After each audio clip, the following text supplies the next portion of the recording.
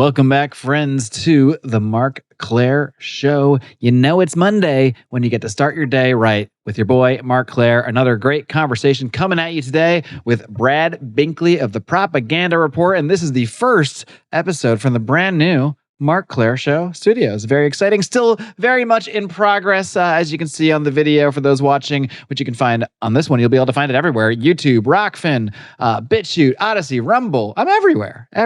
Wherever you want me, I'll be there for you. Still working on the studio a little bit, but it's good to be in a new place. Good to be in a new spot. A bit of a new era. It's already the Marc Claire Show 2.0. But you know what remains the same is that I still have a great sponsor, and his name is Stephen Fox. He runs the fantastic business Fox and Sons Coffee. You can find them at foxandsons.com, foxnsons.com. You see what this is, friends? It's an empty cup because I just finished my cup of Fox and Sons coffee. I get the 2-pound bag delivered every single month because I can't get enough of this stuff.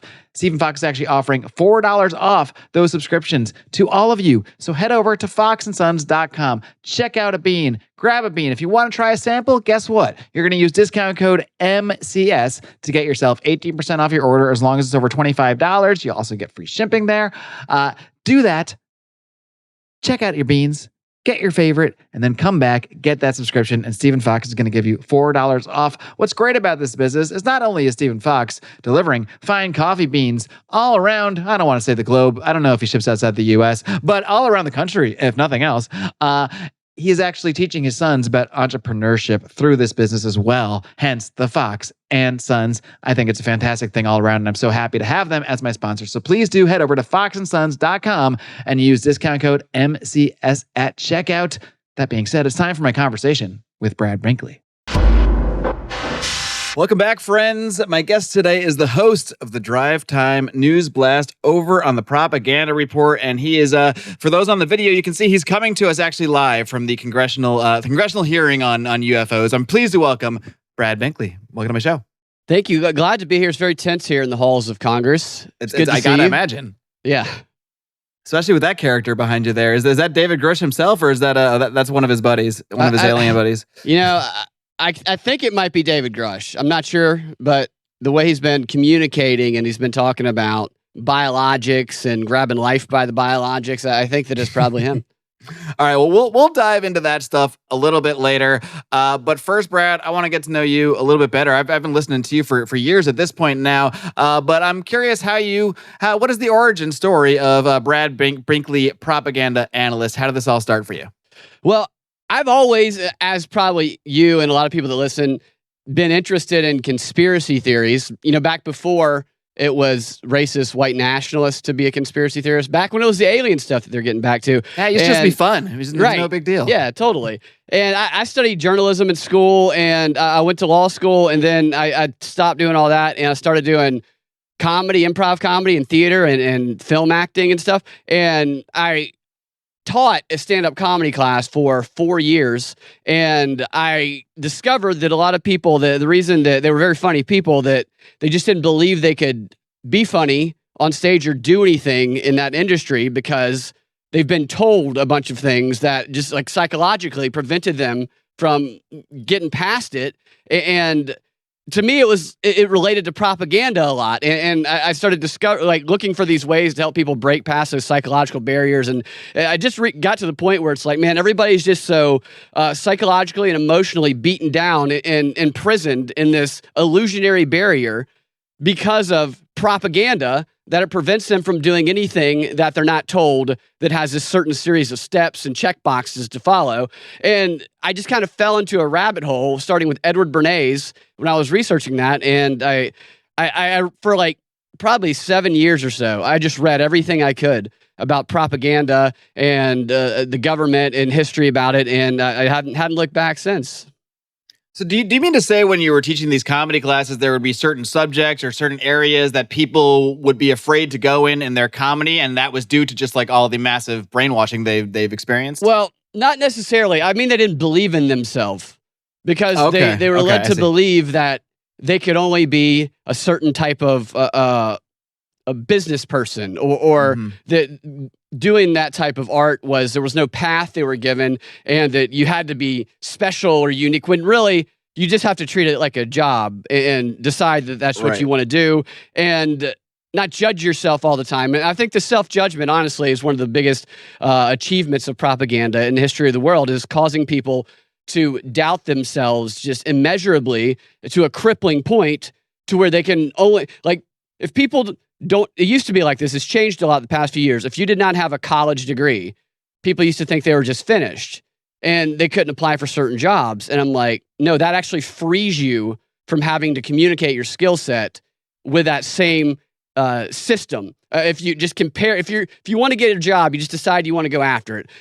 Don't apply if you don't have the type of checklist and credentials that the other people applying have. Find a different way to communicate with the people and demonstrate your skill set a different way. What I used to do when I first started creative copywriting and writing commercial scripts is I didn't have any experience except doing comedy and theater and stuff. I didn't go to school for that. My school was in like economics and journalism, not creative writing. And so I was like, well, that's great. I can try anything. So I would write 30-second commercials featuring myself and the skill set that I brought that was different than everybody else's. And I got interviews every single time, and I got tons of freelance work off of it because I said, screw the way they're telling you to do it and use what you have.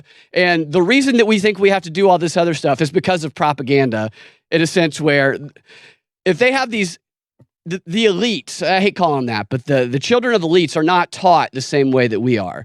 They are taught that they can. I mean, they don't go to public school and just exactly. Yeah, they aren't given the same barriers and limitations and told that they can only go this way or go that way and they need to hold back. They are taught. We're taught to fall in line. They are taught to organize and lead, and that's the propaganda that separates the groups. And people recognize that intellectually, but it's hard to get over emotionally and psychologically. Is it kind of like most of us, the plebs, I guess, we're raised by the propaganda, whereas the elites, whatever we want to call them, the children of the elites, they are raised to learn to utilize propaganda on us. Yeah, 100%.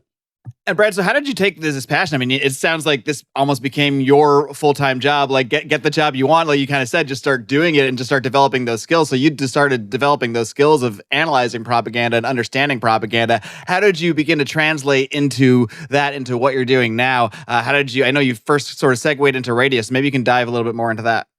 Yeah, I used to listen to a lot of Art Bell. I listened to Monica on WSB, and I reached out to Monica a lot. I thought that I could offer my skill set to her show, and she replied, and we got to talking to each other, and we ended up working on WSB together. I was kind of her sidekick over there, and I would just kind of bring propaganda analysis and clips and deconstruct them a little bit. And once we did that for a few years, and then we got kicked off of the radio there because it's kind of funny. It's like the last. It's amazing how long you were on, to be honest. It really is. It's an accomplishment. I was surprised when I first started listening to her. I was like, why do they even allow that to be on air?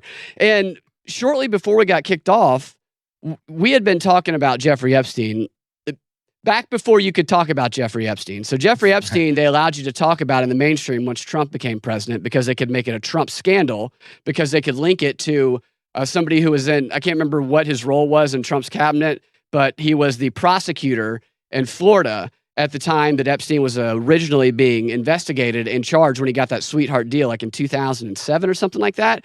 And they could make it look like he gave Epstein a sweetheart deal when what it really was he was being intimidated and threatened and people were quitting left and right. And so they could make it a Trump scandal. Before that, it was a Hillary Clinton, Bill Clinton scandal. That's when you weren't allowed to talk about it. And that's when I was talking about it all the time, and we were talking about it on WSB. And then shortly after that, one of the guys who I think just recently is getting accused of some pretty bad stuff with Jeffrey Epstein bought the company that owned WSB, and then shortly thereafter, we were gone. All right, Brad. Well, what first prompted me to invite you on, I had you sort of in my headspace as a guest, but you've been talking a bit about speaking of propaganda, I mean, something that I suppose looking back in my life, I used to think that believing in UFOs or having an interest in UFOs or thinking there's aliens was like, that was the rebellious thing to do because, I would look at, say, a Fox Mulder and then think he was really cool and think, all right, I am like you, Fox. I want to get to the truth. So I used to think it was this really rebellious thing until sort of nowadays I look back and I think about, well, where did I get those ideas in the first place? I got it from the X-Files on Fox. I got it from a Time magazine, Mysteries of the the universe. I got it from all of these institutions that are leveling propaganda at us. So I certainly look at it in a different way now. But there has been a definitive shift in recent years where it's gone from here's this weird thing that only weirdos kind of look into to now we have congressional hearings about it. It's on CNN and Fox News, and there's military guys going. It feels like it's been ramped up in a different way, at least from my perspective. So maybe just take this actually from your own interest, or to whatever extent you might have had growing up. I know you said you were listening to Art Bell and that kind of thing. Did you have an interest in the UFO sort of alien thing during that time?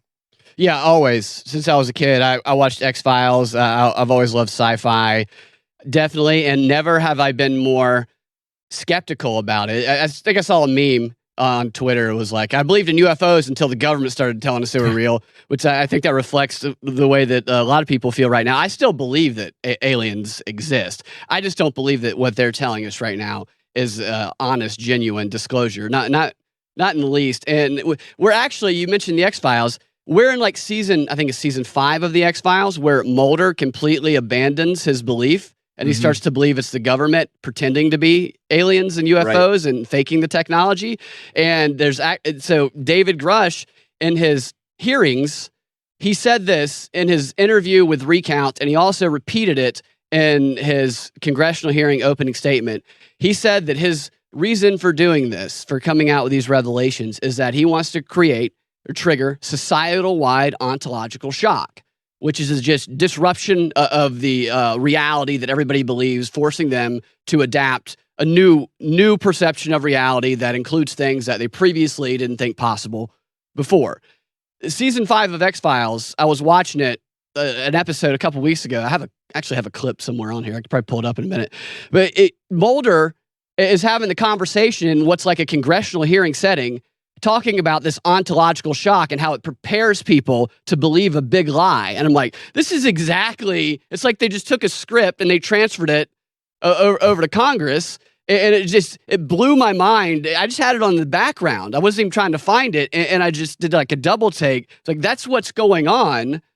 Predictive programming, art reflecting life, back and forth. I don't know. Yes, I've always been interested in UFOs and aliens. I think that aliens could be right in front of us and we might not know it. I think our pop culture idea of aliens is probably not the reality of it, but I do think they exist. Interesting. All right. Well, we'll dive into maybe your thoughts on aliens in a little bit, but I want to get more of your thoughts on what you think is really behind this propaganda regarding UAP. And now it's called UAPs. It was always UFOs growing up, but I guess we decided to change it for whatever reason. But I'm curious what you think of this David Grusch guy specifically. Do you think he is, I mean, he obviously is a well-connected person. He seems to legitimately sort of be who he says he is. Yeah, he is. The question is, I mean, he's even said that something to the effect of, he does this weird dance where they ask him a question about, has anyone ever been killed or harmed or threatened for disclosing the kind of information you're talking about? And he kind of implies yes without really saying it, which makes you think then why are you safe? So I mean, I'm just curious what you think about this guy's overall sort of presentation, his demeanor, where he came from, and what his motivations might be. I think that every reason they tell us we should trust him, and he's just impeccable when it comes to how credible he is reason we should not trust him.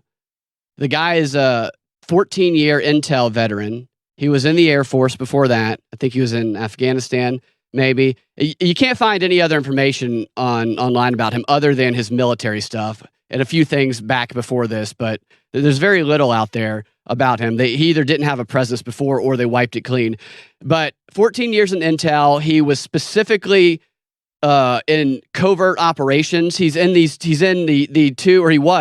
right up until these whistleblower revelations. He was taking, He was taking the daily intelligence briefs from 2 intel agencies, one of them in the big 5 intel agencies. I can't remember the name of them off the top of my head. The geospatial industry and what's the other one? Okay, the National Geospatial Intelligence Agency and the National Reconnaissance Office.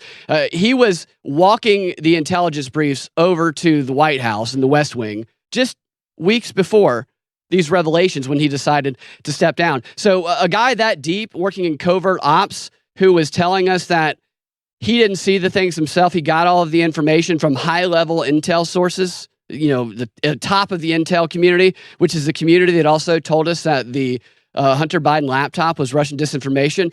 Nothing about that do I believe. I don't believe all those people do is lie. They are professional manipulators. And they're sitting there telling us that that's why we should believe him. Don't tell me somebody works in the intel agency if you want me to believe them. It's the same like 17 agencies that confirmed Trump committed a crime. It's all the same sort of like top down intel agencies pushing this stuff. So if they give us absurdities in one area, why would we suddenly snap to and say, well, this alien thing is probably what they say it is? Absolutely. And he doesn't tell us anything. I mean, he's told us nothing. It's him saying a bunch of things that a bunch of shadowy people saw, and then other people who have, some of them have fake names. Some of them are reporters who say they've corroborated from also shadowy people. It's a circular of secondhand sources, and then guys who, for the most part, were looking at blips on a radar. I know they said they saw a couple of them with their own eyes. I don't buy it. It's all suspicious to me. I think they're trying to amp up military weapon spending, personally. Well, because that is one aspect of the whole presentation is he almost implies like we got to get on this arms race in a way, because he talks about how I think like Russia and China have sort of reverse engineered some of this stuff, and we gotta get on top of this stuff, because if they beat us to this, we're in trouble. So I do wonder if that almost seems almost too lame of a reason to be trotting out aliens and UFOs and that sort of thing. But do you think there's any more to it besides that, or do you think this is really just the latest iteration of, all right, well, we've exhausted the Cold War, we've exhausted terrorism. What else can we do? All right, how about aliens? They can't argue with us if there's aliens, right? Right. Well, I think that this could be the China-Russia thing. I do think it's related to that. I think this is part of the Great Reset that we heard so much about in 2020 with Klaus Schwab and all that. It was always going to be the United States taking a step back in the world, and China taking a step up from what Klaus Schwab and all those guys were talking about. And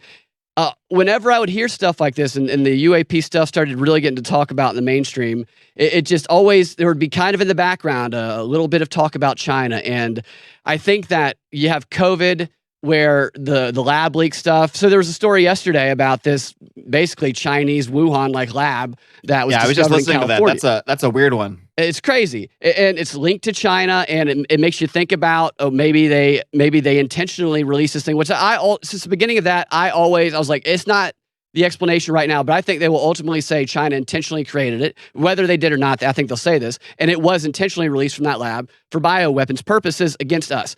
And I think that everything is kind of leading to that. And through that lens of the Great Reset, when you look at the UFO thing, you have to unite society behind a common enemy. And right now, the country is so divided politically that the one thing that they're not divided on, at least congressionally anyway, I don't think people are really buying this psyop. But Congress is like, yeah, we have these bipartisan bills led by Chuck Schumer, and we're all together on this. And the Republican from Tennessee is like, my buddy AOC asking the right questions. It's like they're all holding hands and singing in harmony because they want to project that to the public, because I think they need to get post 9/11. They're like, all right, well, we're going to put our differences beside because this is serious. So now it's the same thing with the aliens. Like, all right, well, we're going to hold hands on this because it's aliens. We got to come together. Yeah, absolutely. And I think they want to just frighten the hell out of people. I think they will show us something. I do. I think that they will. Maybe it's some sort of advanced plane or craft that is human created that we've never seen before. And it will scare the hell out of people, because for like America, it'll take us. I think they need to do this. I think they need to take Americans from viewing their military as the strongest and most powerful in the world to all of a sudden, through some revelation that they can truly believe, to believing that we are now inept in the face of this new threat that we didn't know existed yesterday. Therefore, we must unite behind whatever Congress, whatever David Grusch and all of them say, and support this effort. And then I think it will slowly but surely be revealed to be Chinese or Russian in origin, as opposed to alien. Interesting, because Grusch even talks about sort of like biological entities, and he definitely speaks of this in terms of, he even talks about sort of how there's an interdimensional element to it. And I find what's interesting about Grusch... That's why he calls it non-human intelligence instead of aliens, because it might be interdimensional, he says. Okay. Interesting. So do you think that all of this talk about interdimensionality and this and that is actually going to lead to like a twist where it's like, actually, we were wrong. It was the Chinese. I kind of do. Yeah, I think the more they investigate it. So, are you familiar with Greer, Dr. Greer, Stephen Greer? Disclosure Absolutely. Project. Yeah, Yes. so he's got this new movie out. He's one of the guys who has apparently been given information, according to him, to Congress and to Grusch, and allegedly was advising members of Congress on what questions to ask him and stuff like that. And he did this 3-hour-long disclosure presentation a couple of weeks ago, or maybe a month ago, where he talked about finally he's handing all these documents over to Congress, and he said the real thing is that, and I believe him in this, is that these are man-made technologies. He says they're reverse engineered from alien crafts. I don't know if I believe that, but I do believe they're man-made in origin, and I do. And he talks about the bases in other countries, China, Russia, and I'm sure other countries as well. He maps some of the stuff he says gets kind of wild. Like he says they have these robotic aliens. They look like the aliens we see on TV, but they're like humanoid robots that they have, or like an army of already. Right, the classic sort of gray aliens. Like the theory is those are like kind of like little robot suits that they use to navigate our reality in or something like that. Yeah, that's what he says that they have. But the part about it being human in origin, that's what I believe, and I think this investigation will turn that up, because you see these members of Congress are going and doing podcasts. This is a full-fledged propaganda campaign that they're unleashing there. Some of them might not even realize that they're in on it. They might genuinely believe that they're trying to pursue the truth here instead of shape people's mind. But one guy in particular, he's on the Chinese special committee to like get China is might as well be what it's called. He goes on this sports the Get show. China committee. Because the whole time they're asking him about UFOs, and he's like, "Oh, if it's a UFO, it's not that big a threat. What I'm worried about is China." And I'm going, "So you think you'd rather it be a UFO than China? So you think China is a bigger threat than a UFO craft? Because that's a ridiculous thing to say. Because clearly, an extraterrestrial craft is going to be more frightening than China, in my opinion, because their technology is going to be far more advanced. And this guy's just brushing off every single UFO thing and saying, but the real thing is China, real thing. And maybe I'm falling for his propaganda there, but I truly think that is what falls in line with the Great Reset narrative that they started a couple of years ago, is the pumping up of China. We need to pump up this arms race. I think will happen if it's not already happening. And I think they need the public support to unify behind the effort. When you said earlier you think they're going to present something to us like an actual craft, I mean, we've seen these sort of videos come out where, with the sort of declassified videos of, we can't really tell what they are, but there's weird, seemingly weird stuff going on. Yeah. Could be a computer animation. I have no idea. Cognitive electronic warfare. You ever heard of that? I've heard the term. Yeah. Yeah. As DARPA, Georgia Tech lady presented, it's like a little 3-minute presentation. She started with, "I can only tell you what's not classified, and if I tell you any more, I'll get in trouble." Very dramatic like. But cognitive electronic warfare, she described how if for nefarious reasons, and she said nefarious, we wanted to scramble the radars of an enemy jet, so we make them think they see something that they don't see on the radars. We can do that with this technology. And she goes on to describe how it works. And I'm like, that sounds like those blips on the radar. And why can't you use this on ourselves, if it serves a purpose? Exactly. Another thing I found out about Grusch last night is the guy who initially interviewed him on News Nation was doing a podcast, and he was talking about how all of these, he said, nobody has found anything wrong. They've not said a foul word about his credibility, except those behavioral psychologists and body language people they're the only ones who criticize it. But what they don't know is that he's autistic and he does not read behavioral cues. They're saying David Grusch is autistic? Yeah, and that's why he has weird reactions, he said. So I think he's like setting up a narrative for why does David Grusch always say weird things to questions, like the biologics question. Can you tell me this? Who gets a response where they say, "Oh yeah, we have the biologics," and then does not say, "What are biologics?" They just acted like everybody understood what he meant by that. Oh, the biologics. All right.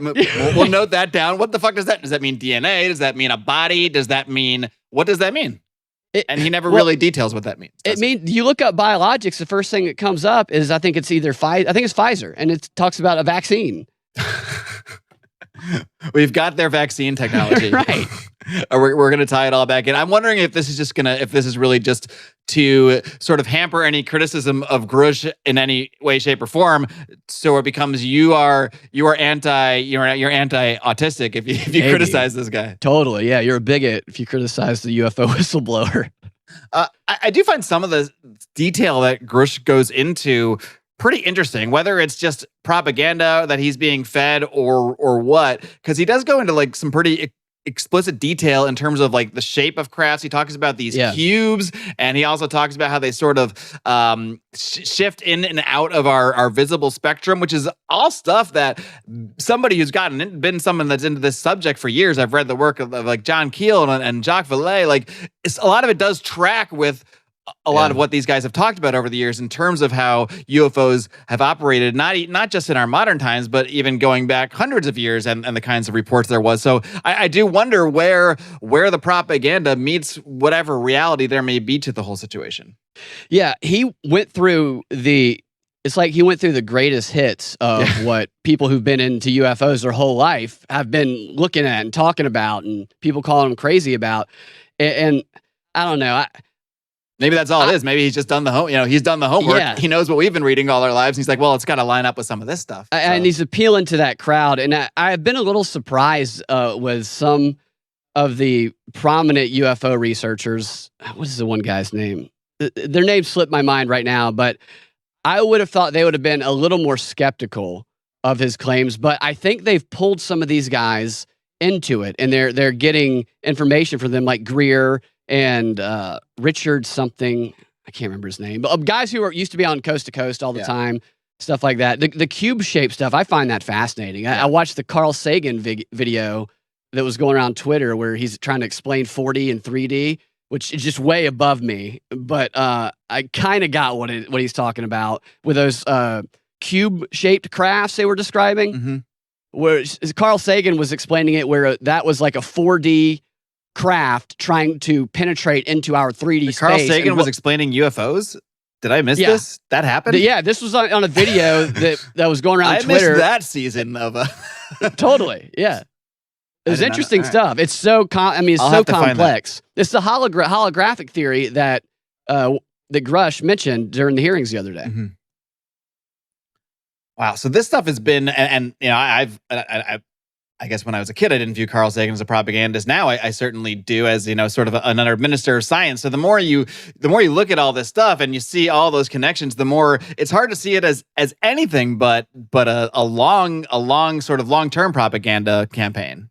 Coming back all the way to the X-Files, all of our Close Encounters of the Third Kind, all of this media that's been out there for all the years that is now sort of culminating in the government actually coming out and saying, all that stuff you were watching, yeah, that's all real.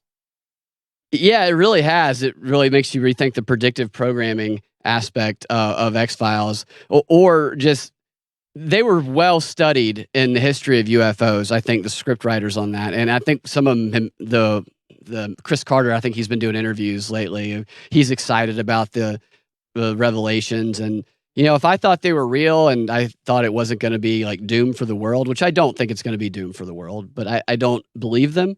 I just don't think they're going to reveal the existence of a threat that would instantly make their power, obsolete. Because if they show us here are these crafts, then there's no amount of weapons investment that's going to be able to catch up to that.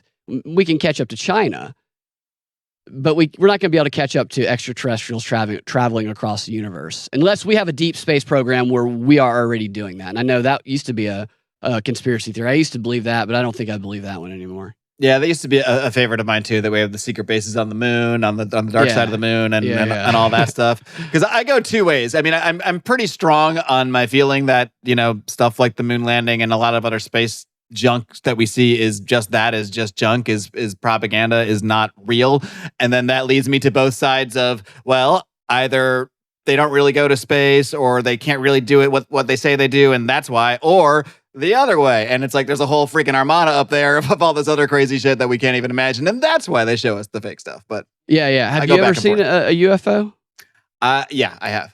You have? I saw one a few years ago. I've seen a couple, but in both actually in the last 4 or 5 years. One was in San Diego, which I know is like an area that there's tons of these kind of sightings. And it was like 2, 3 in the morning. We were just hanging outside. My not then wife, but now wife and I were just kind of like hanging out and looking in the sky. And we both kind of like saw something and looked at each other. And in my mind, I thought I saw birds just because I saw a formation of triangles, and how birds will fly in that formation. And then it all happened so fast, but I was like, oh, there's birds. And then I thought for like a split second, I was like, birds don't fly like that at night. And then I looked back up, and as I looked back up, what I had thought were these birds were these sort of like triangle things. And as I looked up, they dissipated out of reality. Like wow. That's the way I saw that. And we both looked back at each other like, did you just see that? So we both did see something weird independently that we then like confirmed with each other afterwards. Yeah. It was very strange. What was strange is just like how fast it was, and how it was almost like this probably isn't real, but in my mind it was like, oh, they caught us looking, and then they had to like kind of disappear. So Yeah. I mean, I don't know what the hell that was. I mean, maybe it was just some weird natural thing. I'm not going to jump to say that was a technology or aliens. I don't know, but it certainly was weird. And then there was another time in Mexico where we definitely saw something like that. That's just this in Mexico now. That was an area where there are so many UFO sightings in Mexico and a lot of areas around certain volcanoes that it's not even weird. It's not even a thing. Like I always see these charts, these maps of all the UFO sightings, and like there's all concentrated in the United States. And I just think like, that's because in a lot of the world, this is not news. This is just like, it's another day. It's like no different than seeing a deer like walking across the street is seeing a UFO. People in the middle of Mexico are not seeing a UFO and calling the cops and like, and reporting it to some agency. That's an American thing. So that's where I see that coming from our sort of like, we have to report everything kind of culture and everything scary. Whereas opposed to a lot of other places, it's just like, yeah, we've been seeing these forever. What else? Yeah, that's something else we've seen more of after this. More people coming forward saying they're seeing things, maybe some legitimate, maybe some not. I know there was a story about in Las Vegas where they say they saw a 10-foot alien in their backyard. And then there were the stories about people, unnamed officials saying that they encountered a craft that was smaller on the outside than it was on the inside. It was the TARDIS is what it was. It made them sick also. And I'm just like, man, we're getting really dead on with the pop culture stuff. I want to believe. I really do. I just don't trust these people. They're the only thing they have done consistently is lie. And so even though it's a subject that I like a lot and that I do believe in, I just feel like being overcritical is the best way to protect from being duped in by something that I'd really love to believe is true. I want to go back to maybe wargaming a little bit, how this might play out when we're talking about them possibly presenting an actual craft to us. I mean, we've already seen these videos, like we said. I don't know if that's that convincing enough to get the American public to support some massive new funding campaign. So how do you see that playing out? Do you actually think they will go on TV and like pull back the drape and climb like here's this thing we have, or do you think it'll be with this guy behind me? Yeah, no, yeah, I think they're gonna that guy. I think they're gonna show some sort of, or they'll start off by having members of Congress say that they saw stuff, which they've which we've seen before. I mean, yeah, was it Dennis Kucinich?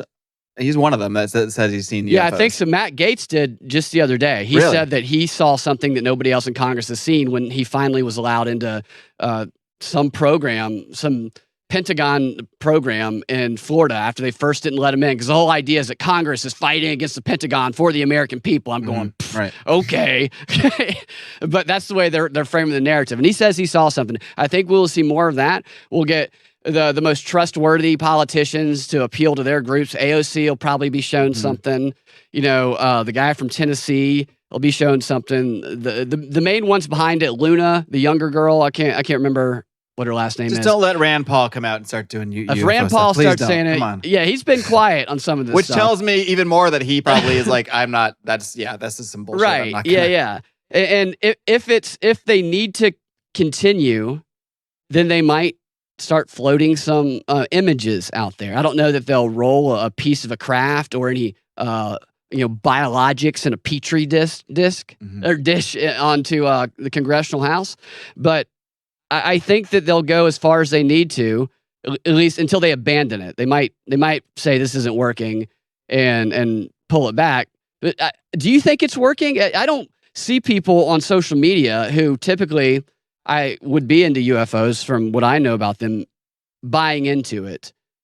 It's interesting. I see mainstream. Yeah, I see like a lot of the UFO people, not like the regular Twitter users, but the people that have sort of started to make names for themselves as UFO people. I see a lot of them saying like, "Oh, we told you disclosure's coming," that kind of thing. You know, those people that are saying we've been talking about this for years. We're finally being justified. But those are the kind of people that have created platforms around their UFO knowledge, around the disclosure, that sort of thing. But from regular people like you and I, who've been interested in UFOs, I only see skepticism. I haven't seen anybody like, "Oh, this is it." So it's a pretty interesting divide, I think, almost between people who are UFO people and have wrapped their identities around that versus people who do other stuff but have had a lifelong interest in UFOs. They kind of smell it a little bit more, I think. Yeah. And I don't know what it would look like if there were a true disclosure. I don't know if I think it would come from the government. I think that it might be something that we would discover, outside of their control. I think as long as they're controlling it, that's information they're probably going to keep to themselves, because I think they probably have for a long time. They probably are aware. Some people in government or those lifelong government employees are probably aware of it. Why would they tell us that? I don't buy it. Have you heard of Paul Bennewitz? Not sure if I'm familiar with that one. I think it's there's a movie or a show called Mirage Men, maybe 10 years ago or something like that. I never saw it, but his story is, I was just reading about this the other night, and I found it to be interesting, especially with what's going on right now. Basically, he lived near an Air Force base, and he was some contractor, I think, that worked with sold something to the government, radio technology or something like that.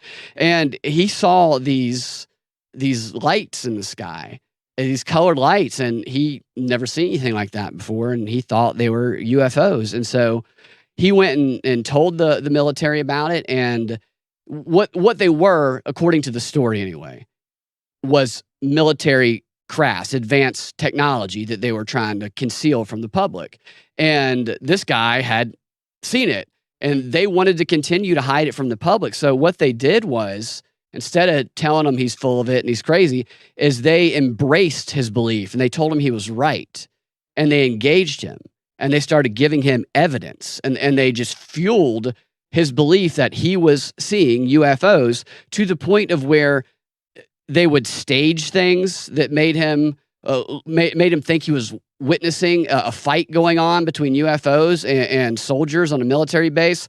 Some of these documents are on the Black, I think it's the Black Vault, is that website that has a lot of those declassified documents, and it drove this guy to the point of believing that an alien attack was imminent, and they were going to come after him, and he went insane and ended up in a psychiatric institute.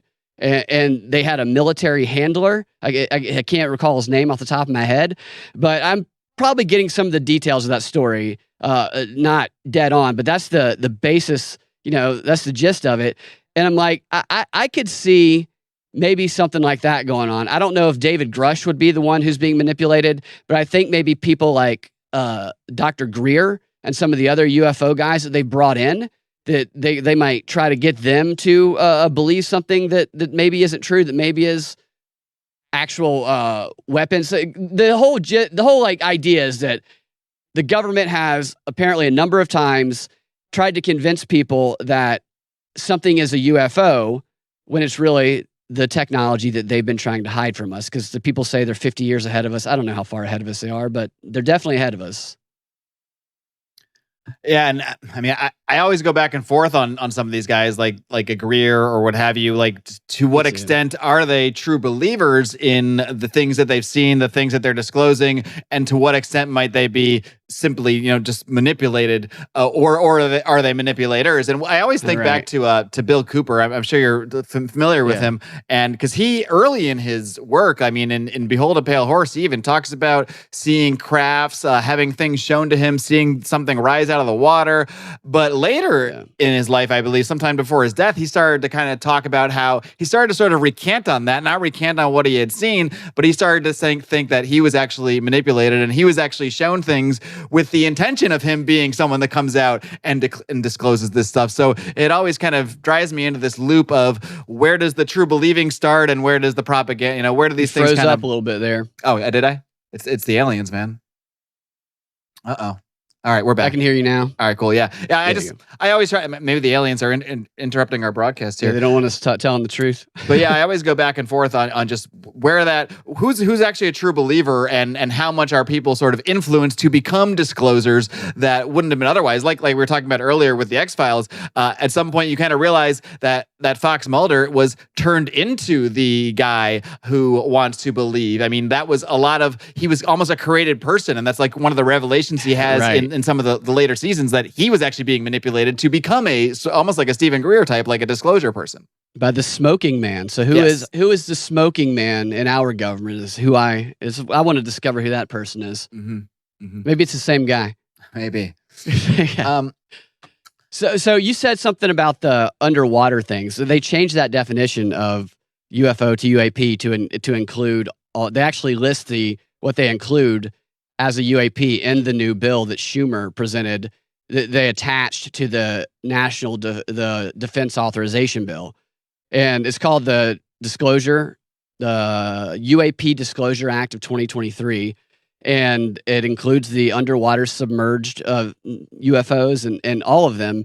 And we don't want to discriminate against just the ones that fly. We gotta be open to the water people, the ones absolutely. On land. It gotta be fair. And I'll tell you a theory I have another theory I have about how they could reveal some of this stuff to scare people. It's a little bit out there, but tell me it's going to tie in that the Titanic explorer. Yeah, you're exactly right. The submersibles, definitely. So the bill, according to that bill that they just passed, if an alien actually did come down to Earth, the U.S. government, under eminent domain, would automatically be able to take control of it and to imprison it, just like they do to Superman in Crisis on Infinite Earth, because they just take possession of all of it. But so the Titan submersible, everybody on that thing was like a UFO alien hunter. One of them was a member of SETI, the Search for Extraterrestrial Life, that organization of rich people. This is a guy who spoke at the World Economic Forum, who had a son on there with him, and he had gone on many quests doing such things like this. So did the guy who built the thing. They keep blaming the guy who built the submersible for using carbon fiber stuff, saying that's what made it implode, which they're still investigating that. But NASA's the one that told them how to design it under the Space Act, because NASA is been trying to develop a submersible according to their own website. Right, I thought NASA does space stuff. Why would they care about going underwater? Right, exactly. And the reason, according to their website, is because they want to be able to go into the oceans on not the planet, they're moons of, one of them's a moon of Jupiter. It's Europa, and then the other one is a moon, which is called Titan. And so they were trying to build a submersible for Titan, and they were telling this guy how to do this. And of course, NASA so that's the theory themselves. That they were already trying to develop this technology to actually go to the moon, Titan, and then go into that ocean. Is what they said? I mean, this is on their website. This is all over they've been doing this since 2014. I found on one of their websites that they were calling something a Titan submersible 10 years ago. Wow. And so I think, you also have the UFO. There's some UFO or USO theories where some people believe the Titanic was crashed by a underwater UFO, and then you have this other guy, the original Titanic. Yeah, some people believe that. I want to believe that. I want to believe that. I wouldn't say totally. I do. And so you also have the deepest part. I can't remember what it's called. The Challenger Deep, where that's got a lot of USO theories. Are aliens shooting out from there? And one of the guys who was on the submersible, he's one of the few people, this British billionaire who has traveled down there all the way to that deepest part of the ocean a couple of times. And he's also a guy who established the first business air passage way to Antarctica. And he's been to the South Pole twice, where we know there's tons of UFO theories over there. He took Buzz Aldrin to the South Pole. Get out. That's all tied in. Yeah, it's crazy. It's all like UFO type related stuff.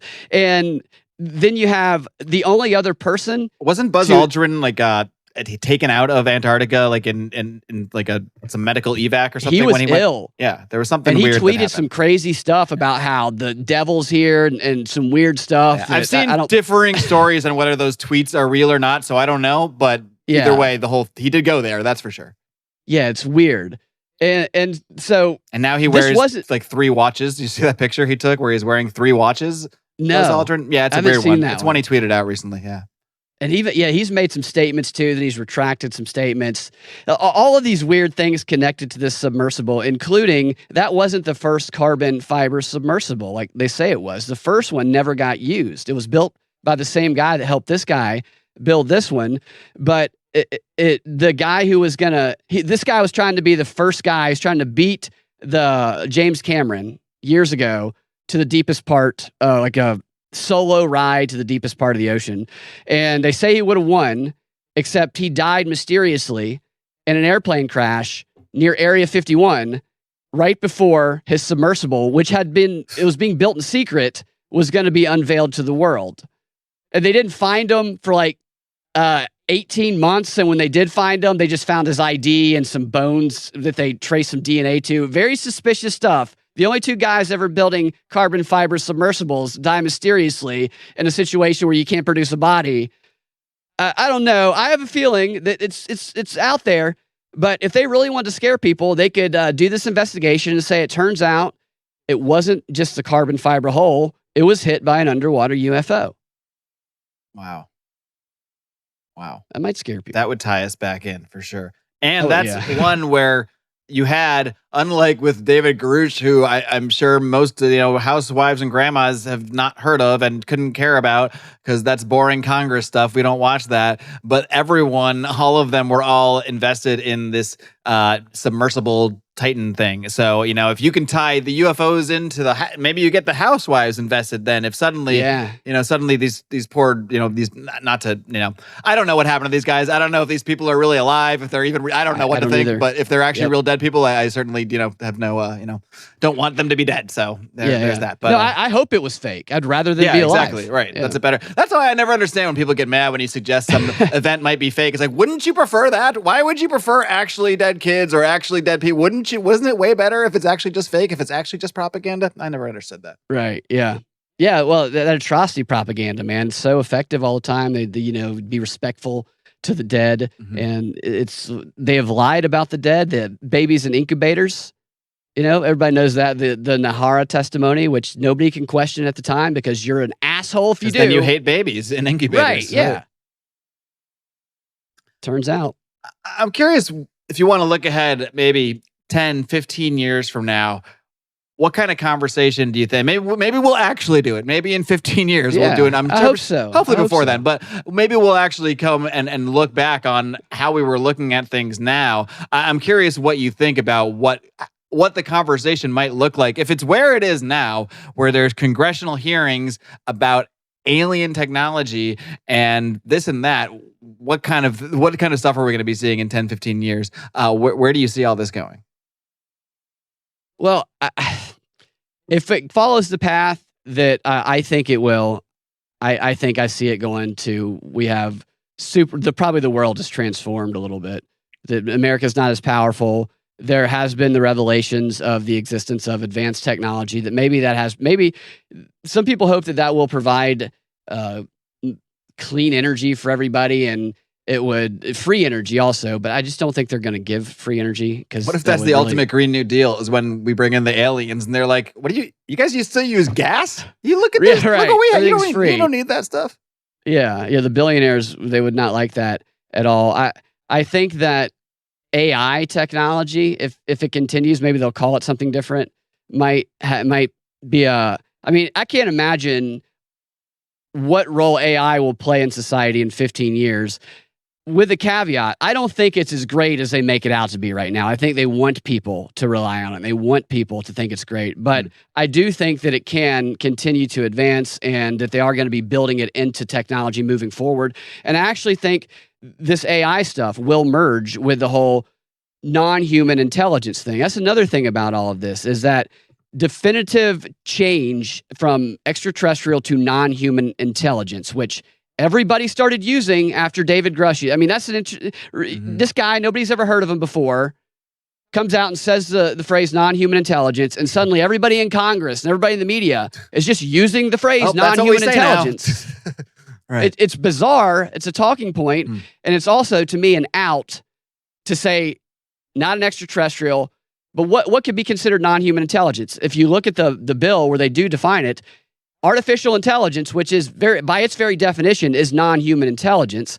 And what that bill allows them to do through eminent domain is confiscate non-human intelligence that are of an otherworldly origin, or they can define as being of an otherworldly origin, which I think is going to give them the leeway to confiscate any advanced technologies coming from any private industries or any private individuals developing it themselves, so the government can pull all of that technology together to more rapidly advance that technology to create these super weapons that we might see in 10 or 15 years. So we won't be living in bunkers, but there'll probably be a lot more sophisticated drones flying above our heads for sure. That is such an interesting thought. The idea of using this phrase and prodding this phrase out there of non-human intelligence, connecting that to AI, because when you say that, I instantly think of, I'm a big sci-fi buff. I instantly think of Stanley Kubrick's 2001 Space Odyssey, as well as the movie he was going to direct, but Steven Spielberg ended up doing AI.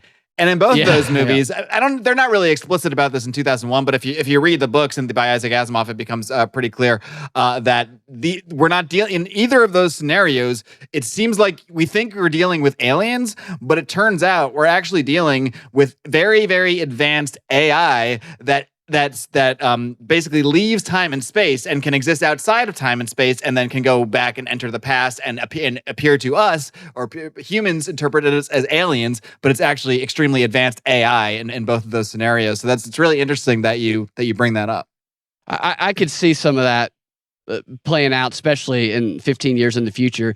And another aspect of that is they're going to have AI building stuff, assembly lines. So technically, things that AI builds are of non-human origin, and according to that bill, can be confiscated by the government. I think everybody's celebrating. They can take our Mid-Journey movies. They're going to take all of the Mid-Journey art is going to be the government's. This image behind me, Chuck Schumer's taking it. That's non-human. That's a non-human intelligence to the creation. Notice how this is the best hand I've ever seen made by Mid-Journey right there. I've never seen one so normal looking. Normal for an alien, yeah. I mean, there are 5 fingers, so there's that. All right, Brad, I've been pushing this one off since you mentioned it in the beginning, but we're wrapping up towards the end of the show, so I got to bring it up now. You did say, even though you see all this as propaganda, you do believe in aliens in some sense. So, do you care to elaborate on that? I just think the odds are that we're not the only ones in the universe, and like I said, I don't think we would know it if they were here. I think that they could be. The Earth is mostly water. Other planets, a lot of water. Even though they used to say, if we discover water, we discovered aliens. Now it's like every single planet has a frozen ocean at this point. They could all look like octopus, for all we know, and they could. Which they actually do in one of the, I forget which movie it is. It's one of these aliens movies that came out a few years ago. They were basically these giant squid creatures. Well, they say, I was reading the other day that it's believed that if we didn't dominate the Earth, that octopus would. Isn't that crazy? I saw I think a Twilight Zone. It was the newer Twilight Zone, so it wasn't that good as the old one. Yeah. But that they had taken over. I would like to think that we could travel to another planet one day, and it could be like Star Trek, and there could be hot green alien chicks, but I don't know if they're going to be as hot as they might look like weird lobsters or something like that. But I don't know. The idea of colonizing space and stuff like that, I'm sure it will eventually happen if, we can get that technology up there. I don't think it's going to be as fun as it seems in the movies. It's probably going to be very awful for the people who first live up there. These guys in the submersible, at least the guy who built it, he believed we were going to, instead of going out to space when the shit hit the fan, that we were going to build bunkers in the ocean and we were all going to live down there. The ocean animals look like aliens. They look like extraterrestrials. Yeah. I mean, who's to say who is from this planet? We could be from another planet for all we know. We could have come over. Our origin could be from a dead planet and we survived here however long ago. I want to believe. I do. I don't know what that we'll ever see it in our lifetime. What do you think? Oh man, what do I think, man? How many hours we got? This is like a subject I've thought about for so long, and I think I'm a lot like you in the sense that like I grew up on sci-fi, on space shit, on hot alien babes or what have you. So Yeah. like, there's like that part of me that, of course, I want to envision this universe where humans travel from planet to planet and we meet aliens and we fight aliens and we love aliens and we mix it up in every way, shape, or form. But in reality, I just don't know what to believe about that stuff, and I'm very skeptical of a lot of let's just say space propaganda. So I'm not even quite certain how much of the technology we say we have is really what we have or is really the intention behind it. I really have no idea. I'm definitely firmly in the category like you. I want to believe in the sense that I want to believe that there's cool shit. I want to believe that, a sci-fi universe that I grew up in, if even 1% of the shit that I saw in Star Wars or Star Trek is possible, like, I want to believe that. To the extent that and may ever exist, I don't think it's something I'll actually see in real life or that in any lifetime that my any current close generations of mine will see. I mean, maybe a billion years in the future there'll be intergalactic space wars that my descendants are involved in. I have no idea, but I do think that there seems to be whatever portion of U.S. intelligence is pushing this stuff. They are very tapped into UFO nerd culture, like you pointed out. Yep. The kind of stuff that David Grusch is pointing out, there's really only two options. It's real, it's completely true, and that's what he's saying. Yeah. Look in his eyes that maybe he's just autistic and that's all it is. But I don't see him as seeming remotely credible to me in terms of just his mannerisms and that. I'm no expert here, but that's my gut instinct. At the same time, I to whatever extent that stuff is real, we're not going to be getting it straight from these sources either way. So if there's reality to it, I don't think that's the reality that's going to be presented to us. The reality that's going to be presented to us is going to be, now it might contain a portion of the truth, and that's always the trick in all this stuff, because often there is some portion of truth in propaganda, which is what makes it so effective. The limited hangout. Totally. Exactly. There's definitely some truth in it. There's no doubt about that. So, the things that he's claiming, I don't necessarily disbelieve everything he claims. I just disbelieve that they're going to be showing us real aliens or anything like that right now with the full disclosure. I think the disclosure is more to just unify the public around something for that bigger purpose, which may or may not be a world war. I hope not. But I think it may be a conflict. What do you think about reptilians? Oh man, we're going deep here. You mean the whole kind of like the They Live David Icke type thing? You like we're the slave planet, prison planet. That's the one I know. Icke's a little bit, but the one I'm thinking about, where they genetically engineered us to be their slaves. Yeah, and then the ones that. I guess the idea there is this thing that people say, I don't know, it's true. I don't know about the biologics, but that we have this sort of reptilian element of our brain, or a portion of our brain has a reptilian feature. So some people sort of tie that into what may be our reptilian ancestry of sorts, and then kind of coming from that is it does tie into because David Icke's thing was, he literally came out and said he encountered these spirits or whatever it was that came and talked to him and told him the truth about reality. And then he said, no, there's actually our elites are actually shape-shifting reptiles. And it's funny, I first learned about David Icke. I did a semester abroad in college, and I spent that in Manchester, England. So I watched a lot of BBC and whatnot. So there was some BBC documentary, or maybe it was Channel 4 or whatever it was, about David Icke. And that was the first time I had really heard of him. This is maybe like 2000 or so. Yeah.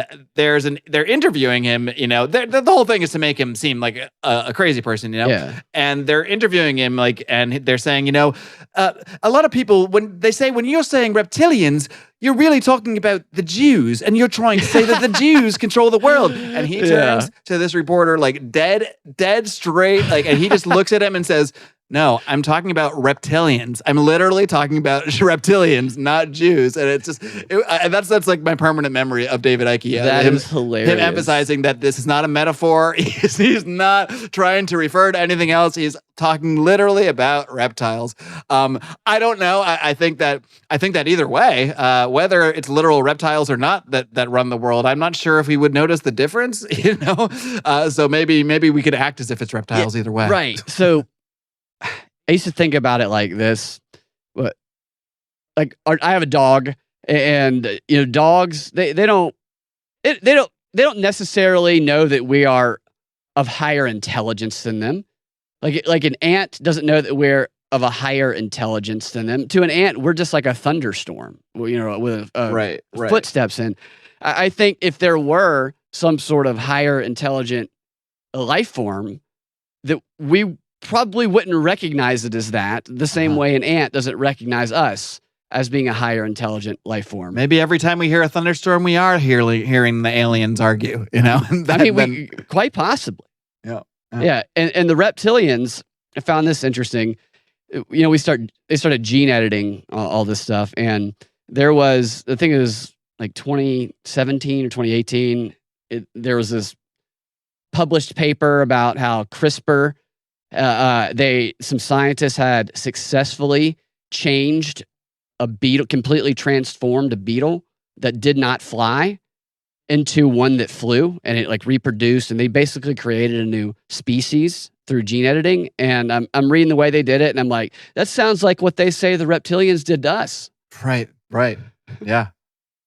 Yeah, I mean that is kind of like one of the theory. I mean, you can tie that into like the Anunnaki theorem or what have you. That you know, whatever they are, they sort of created us as. It's kind of the same thing as the reptilian theory, just calling them, you know, switching out the words. Brad, I feel like we are getting into some weird territory here, so it feels like a good time to get ready to hop over into the smoke-filled room. So we're going to wind down the main show. Marc Clair Show premium subscribers will get even more of this conversation. We're going to get even weirder, even deeper. But Brad, before I let you go here, before we hop into the smoke-filled room, why don't you just let everybody know all the ways they can find you and your work?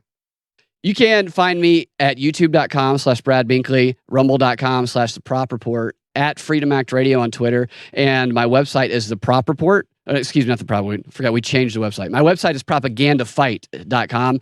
And subscribe to the Propaganda Report podcast. I do the Drive Time News Blast and occasional interviews. And yeah, thanks for having me on, man. I enjoyed it. All right, Brad, thanks so much for coming on. Thanks for coming on my show. Appreciate it.